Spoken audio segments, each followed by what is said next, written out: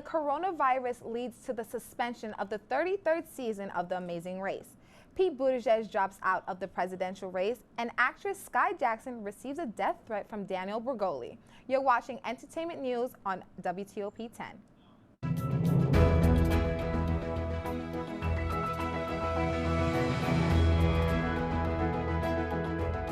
Good evening, I'm Samantha Dominique, and welcome to WTOP 10 Entertainment News. We have an exciting night for you all, so get ready. To help me tonight professionally gossip, I have with me on the first day of Women's History Month, my lovely panel with Peyton Ashford and Barbara Barino. How are you guys? Good. I'm so excited. What did you guys do this weekend? My boyfriend and I, we made some rasta pasta. I love rasta pasta. That's good, yeah. What about you? I went to a Mexican grill restaurant with some friends, and that was really nice. What? You guys just ate this weekend? You know what I did? I fed kibble to a puppy. I was his slave. But it's okay. It's all right. It's cool. He appreciates me, okay? It still works as long as he's cute. That's true. Sometimes. We all love puppies. All right, let's kick off the first story. CBS has suspended production of their 33rd season of Amazing Race due to the coronavirus. The Amazing Race challenges teams of 2 to compete in a race around the globe in hopes of winning a cash prize. CBS says all contestants and production staff are traveling home and will be monitored for symptoms as of now. There is no target date to resume production. So I think that them postponing production is a smart idea. So do you guys think that it's smart that they decided to cancel production right now? Definitely. I think it was responsible. And especially now, I feel like the disease is becoming so big and I don't know. I just feel like it's important that we take as many precautions as possible. I think I think it's better to be safe than sorry because you don't want to take the risk. And they said they filmed for at least 21 days. So imagine the health hazards that people go through. Exactly. I also thought if they just had the show go on and contestants contracted the disease, and I just feel like that's my competition getting out. But that just means seeing the positivity out of here. But I think it's really smart that they did that. They save people's lives. You never know what could happen because people do die from this virus. So that's okay. Exactly. All right. So do you guys think that the suspension will affect the budgeting of the show? So a big production like that, 33rd season, how do you guys think the money flow is gonna be affected here? It's a great possibility that it'll be affected, especially if they're doing 13 seasons and they're only on their second episode or something like that for the show. So it's and you have so many people who are within this activity. So hopefully they figure something out, but I think it's gonna really affect their budget. Yeah, of course. Yeah, because I'm clearly the coronavirus has the world in a frenzy. So do you guys hope it blows over soon and everything can just go back to its regularly scheduled program? Because I just feel like people are just scared to do everything now. Right? Exactly. I hope so. I feel like so many countries have been closing their borders now, and it's spring break. Spring break is approaching. I know. Right? I know. Yeah. People are I hope I can get a refund on my trip. Exactly. Kind of thing. I'm going to Canada, so hopefully. I mean, you'll be fine in Canada. Everything. I hope so. I hope so. Yeah. But I think that if they did the coronavirus is it's really spreading and stuff like that. It's really just affecting shows being produced in different countries or movies being made. It's just setting everything back. And then we just think about it there's no time. Time waits for nobody. This thing is just gonna come. I don't know. I'm hoping it just comes and it goes like every other kind of virus that's come along within the past decades. Yeah. But I just feel like it's getting so big now. So I'm not sure when it's going to be over soon, if it will be. Just wash your hands. Yes. Please. Yeah. Wash your hands. Wash your hands all the time, but anyway. So moving on to the next story, another day, another dropout. Former Mayor Pete Buttigieg has recently dropped out of the 2020 presidential race. His campaign journey is one that may go down in history. Though he was doing well throughout his campaign by winning the Iowa caucus and finishing a strong second place in New Hampshire, his journey was also met with a lot of controversy. As the first openly gay candidate, many voters were either unaware and voted for him because they agreed with his policies, or they knew, and that's precisely why they voted for him. Though his exit from the race is abrupt, he will be remembered for his impact. So it's just another day, another candidate has dropped out. Yeah. Early in the race, Pete Buttigieg, he was doing very well until he came in 3rd in Nevada and then 4th place in South Carolina. Yeah. Why do you guys think that voters began to start pulling away from him? Like, what could be some reasons? It's a good question, I know. I thought of it. Wow. I personally believe like they might start pulling away from him because he either didn't rally enough in certain places for people to care about him, or people in those states are kind of still stuck on, you know, they're the old times where they just don't agree with him or his lifestyle, because his policies are like all the other candidates. So what's about him that you don't like? Like, he's a male and he's white, but he just happens to be gay. So I just feel like that was the icing on top of the cake that they didn't want. Yeah, I think that's one of the main reasons as well, especially in southern states like that. Granted, we have evolved in some sort of way with like open gay marriage and things like that, which is a beautiful thing, but you always have that one small group of people who are just very like old school and strict, and it's sad to see, but like you're always going to run into people like that. Yeah, I wish he wouldn't have dropped out. It would have been nice to see like how much further he would have gone if he would have stayed within the campaign. Exactly, right. Could have made it to the end. Who knows? I think being gay, like openly gay, I feel like he's given a lot of people courage and like like inspiration, you know. You never know, we might have other candidates who run who are, so that's okay. So Pete, he early in it, so Pete Buttigieg has been open about his sexuality and his marriage. Do you believe that has negatively impacted his campaign, especially moving down to the South? Definitely. Like, has it been more negative than positive? It's a little bit of both, because I think it gives people courage to be more open about who they are and their identity. But once again, as we mentioned before, you still have those same group of people who are like, no, it's just one way and one way only. Like, how can we have a gay president in the office that's going to affect our children? Some people are just really, you know, just weird and messed up in the head. But, you know. That's true. But that's fine. So he's pictured on Time magazine with his husband, Chasten. Do you guys think that they will be the new it gay couple of the industry, like Neil Patrick Harris and his husband, David Burtka, or Ellen DeGeneres and her wife, Portia de Rossi? Like, honestly, once you become a campaign like this, you kind of become a celebrity. So they kind of have celebrity status at this point. So you guys think they would just be it political couple right now? They could I be. Can see it. I can see it. They were literally the face of Time. Exactly. I know. I could see it. And I just feel they could just be like, you know how Michelle and Barack were like an it couple of the White. I just feel like they could do it, and it's a different twist. Exactly. We've never seen this before. Yeah. So I think it's great. I'm sad that he's gone, but it's okay. 2024. We'll see you again, maybe. Hopefully.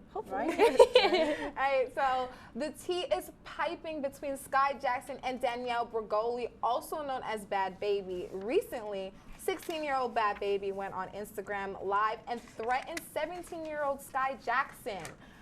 Fans of Sky Jackson were not too happy about this news and took to the internet to support Sky. Sky herself decided to handle the issue the best way she knew how, by taking Daniel's threat seriously and filing a restraining order against her. With video evidence of this threat, Sky was granted her restraining order, where Danielle has to stay 100 feet away from Sky. Danielle is unimpressed with Sky's decision and took to Instagram to let us know how she feels about Sky's restraining order. Well, she basically went off on this on her post on Instagram, saying, "You can try to hate me for responding to BS with more, but that's just it." So she goes on this whole rant on Instagram and posts like this one track that she did, which I guess went gold. So who do you guys think is wrong in this picture? Like, who's more wrong than the other? Sky or Danielle? I think it's Danielle, honestly, because she just seems to have these moments where she just thinks she's like untouchable and invincible, and she could just go off on any and everybody. And I'm glad that somebody finally like put her in check. Like, little girl, you really need to sit down. Stay far away. I think everybody tried to put her in check, and she just she's an unchecked box. She can't be checked. I don't know what it is. Yeah, but this time though, I feel like she really got checked, especially when Sky Jackson's mother got involved too. I was like, oh my gosh, thank you. I don't understand. Like, I know. Why is she so angry? I don't know. It's probably stuff that they didn't put out anyway, but it's fine. So was it smart for Sky to get this restraining order, or should she have to have stood up to Danielle face to face? Knowing that Danielle has a history of fighting, I think it's a really good idea. I just feel like you never know. But true. And now she got that restraining order 100 feet away from her. She can't hit her from 100 feet, so she could throw something though. So Sky said she was fearful of leaving her house, and that fear caused her lack of sleep. Do you believe Danielle's threat holds some weight, or is it weak? No, I think she just did that. I think she just did it like in a more business tactful move. Like instead of reacting to her and causing more commotion, she's like, oh, I'm going to flip it and do it this way. Yeah, and this way is legally on you, because if she does something, you're getting handcuffed. And that's true. That's just the way it is. But I just, I'm a little biased, Sky. She's my girl. So, Danielle, relax. Exactly. I feel like we've all watched Sky growing up. So she's like everyone's little sister. Exactly. And Danielle's everyone's little sister that you don't wish was your sister. But moving on. So coming up, The Invisible Man comes out in theaters, a classic monster movie and female lead with a hashtag #MeToo era message. And later tonight, we take a look at what's trending on Twitter today. You're watching WTOP 10 Entertainment News. We'll be right back.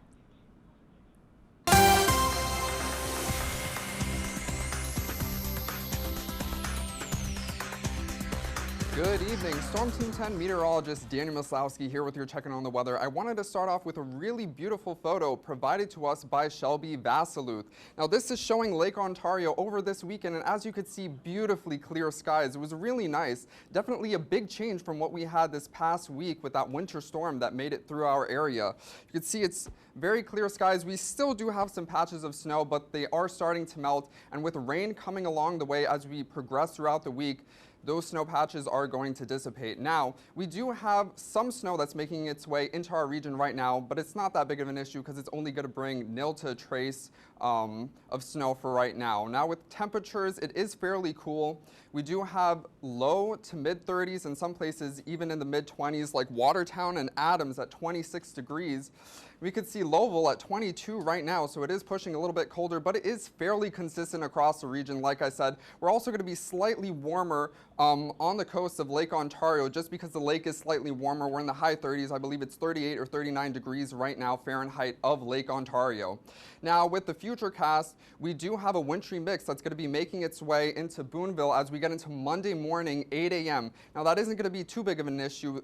What is going to be an issue is we do have rain showers on Monday. Now, 1:30 p.m. on Monday, that's when we're going to have showers entering Oswego, Rochester, and Geneseo. And as we progress, it's going to be raining throughout the whole day. It isn't until Monday, 10 p.m. that those showers are going to start to make their way towards the east of us. We are going to be cloudy out Oswego by that time.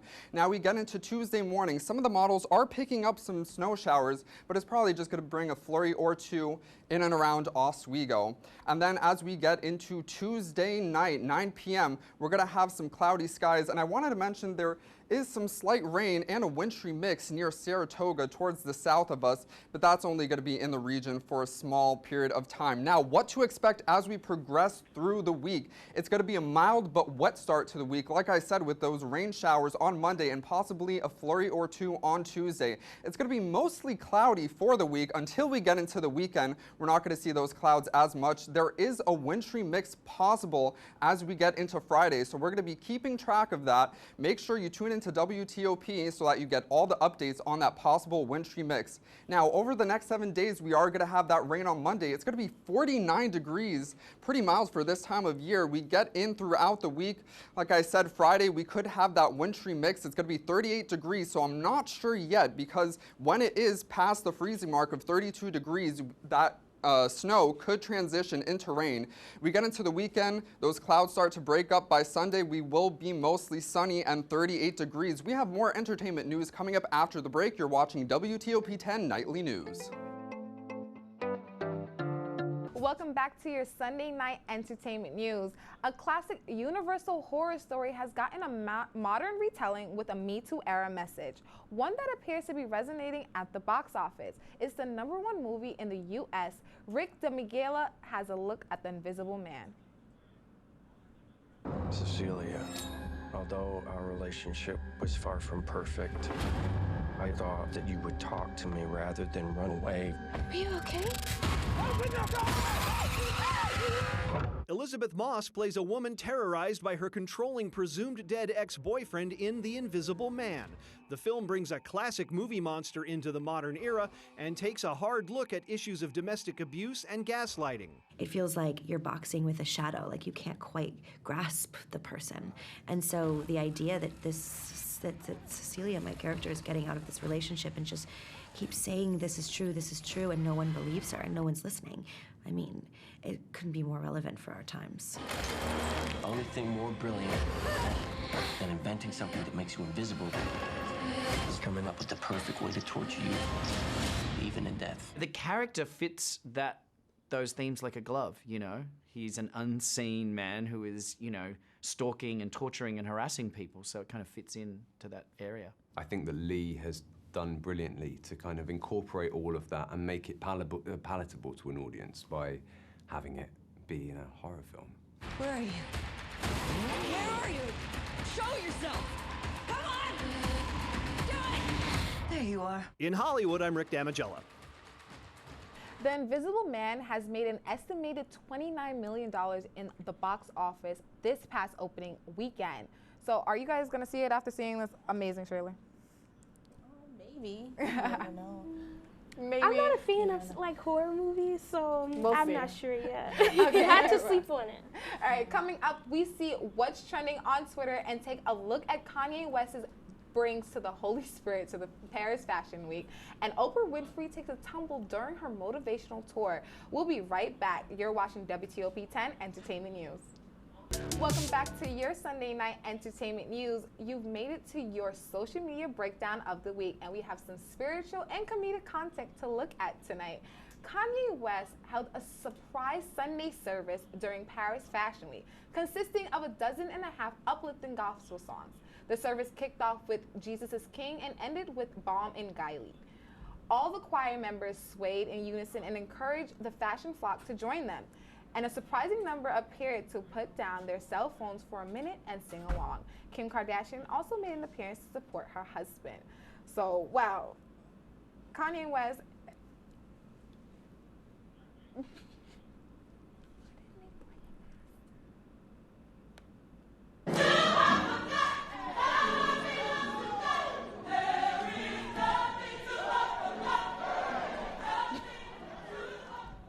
Okay, so Kanye West is, of course, doing his gospel choir thing going on. So how do we feel about, like, Kanye West's Sunday services in general? Like, how do you, well, especially you, how do you feel about it? I thought it was pretty cool. I saw everyone had a lot of energy. I really loved how everyone was wearing, like, the same stuff, so they were all in unison, swaying together. I loved it. I thought it was a really good move. Oh my God, well, to negate that, I think it's like they're wearing the same stuff and doing the same, it's very, you know, groupish, like, what's the word, cult, like, oh my God. That's what I think. But what do you guys think? I think for this specific service, I think it was a nice twist for Fashion Week. That's true. A nice little concert. Yeah, that's true, because it's Fashion Week, you don't think, like, oh, let's sing some gospel songs. Exactly. Yeah. So, yeah, I think it was nice for them to do something different. That's true. All right, so do you guys think it's, like, all part of a publicity stunt, or to be back in good terms with the African-American community, or... That I don't really know, because I mean, if you look back into his career, he was saying Jesus Walks when he first came out in 2004. So some people would be like, oh, he's trying to win back with the black community, but he's been saying these things for the past 15 years. So. Right, exactly. Yeah. So Oprah Winfrey took a tumble during her Oprah's 2020 Vision, Your Life on Focus tour. While talking about wellness and balance, Winfrey fell on stage. Luckily, she appeared to be fine and even joked about wearing the wrong shoes. Shortly after the fall, Winfrey showed up on stage barefoot. Jennifer Lopez was her special guest for that night. Winfrey's last tour date is March 7th in Denver, Colorado, with guest Gayle King. some people were upset that the Twitter community found humor in Oprah falling. How do you guys feel? I thought it was funny. I'm sorry. I think the fall itself was so dramatic. It was like a slow fall. Like at first I felt bad for laughing, but she just fell so hard over nothing. So I was like, what just happened? And what she said after, oh, it's the shoes. Honestly, at least if she didn't get hurt, it's okay. Yeah, exactly. I think it's fun. And I thought it was so ironic for her to be talking about balance just before it happens. So if you watch it, and then she falls because she lacks balance. Exactly. Clearly. Plus, I feel like when Madonna falls, it's like, you know, it's all jokes and laughs. That's true. Beyonce, it's not that serious. I mean, Beyonce falls gracefully, so we can't argue.